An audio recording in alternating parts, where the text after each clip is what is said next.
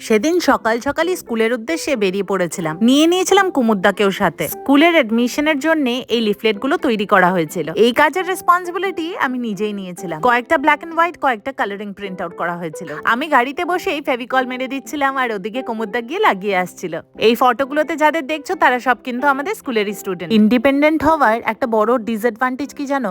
যে অন্য কাউকে তুমি রেসপন্সিবিলিটি দিয়ে শান্তি পাবে না। তোমার মনে হবে যে না, এটা আমি নিজে করলেই হয়তো ভালো হতো। ব্যাস, এটা যদি একবার মনে ঢুকে গেল তাহলে তুমি শেষ।